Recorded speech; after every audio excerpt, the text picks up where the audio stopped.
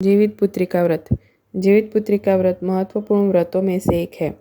जीवित पुत्रिका व्रत में माताएं अपने संतान की सलामती व अच्छे स्वास्थ्य के लिए पूरे दिन और पूरी रात निर्जला व्रत रखती है और भगवान जीमूत वाहन की विधिवत पूजा अर्चना करती है।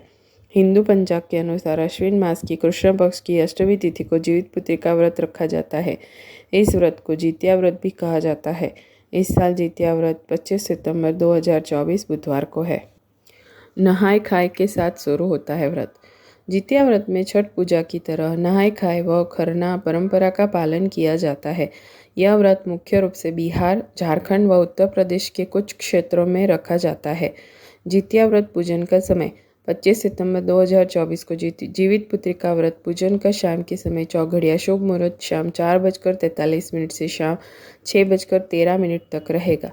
जितिया व्रत का महत्व। भगवान शिव ने माता पार्वती से कहा है, जो माताएं अपने संतान की भलाई के लिए जीवित पुत्रिका व्रत रखती है, उनकी संतान के जीवन पर आने वाले हर संकट दूर हो जाते हैं। संतान का वियोग का कष्ट नहीं मिलता है। जितिया व्रत पूजा विधि।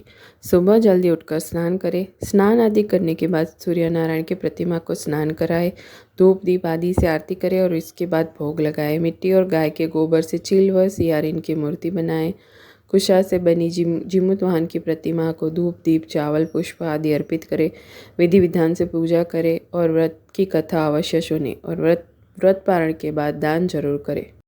जीवित पुत्रिका व्रत कथा। जीवित पुत्रिका व्रत के साथ जीमूत वाहन की कथा जुड़ी है। गंधर्वों के राजकुमार का नाम जीमूत वाहन था। वह बड़े उदार और परोपकारी थे। जीमूत वाहन के पिता ने वृद्धावस्था में वानप्रस्थ आश्रम में जाते समय इनको राज सिंहासन पर बिठाया, किंतु इनका मन राजपाट में नहीं लगता था। वह राज्य का भार अपने भाइयों पर छोड़कर स्वयं वन में पिता की सेवा करने चले गए। वहीं पर उनका मलयवती नामक राजकन्या से विवाह हो गया। एक दिन जब वन में भ्रमण करते हुए जीमूत वाहन काफ़ी आगे चले गए, तब उन्हें एक वृद्धा विलाप करते हुए दिखी। उनके पूछने पर वृद्धा ने रोते हुए बताया, मैं नागवंश की स्त्री हूँ और मुझे एक ही पुत्र है। पक्षीराज गरुड़ के समक्ष नागों ने उन्हें प्रतिदिन भक्षण हेतु एक नाग सौंपने की प्रतिज्ञा की हुई है। आज मेरे पुत्र शंखचूंड की बलि का दिन है। जीमूत वाहन ने वृद्धा को आश्वस्त करते हुए कहा, डरो मत, मैं तुम्हारे पुत्रों के प्राणों की रक्षा करूंगा। आज उसकी बजाय मैं स्वयं अपने आप को उसके लाल कपड़े में ढककर वध्यशिला पर लेटूंगा। इतना कहकर जीमूत वाहन ने शंखचूंड के हाथ से लाल कपड़ा ले लिया और वे उसे लपेटकर गरुड़ को बलि देने के लिए चुनी गई वध्यशिला पर लेट गए।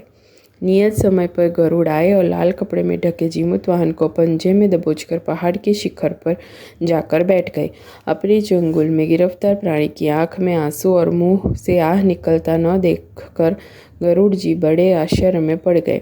उन्होंने जीमूत वाहन से उनका परिचय पूछा। जीमूत वाहन ने सारा किस्सा कह सुनाया। गरुड़ जी उनकी बहादुरी और दूसरे की प्राण रक्षा में करने में स्वयं का बलिदान देने की हिम्मत से बहुत प्रभावित हुए। प्रसन्न होकर गरुड़ जी ने उनको जीवनदान दे दिया तथा नागों की बलि न लेने का वरदान भी दे दिया।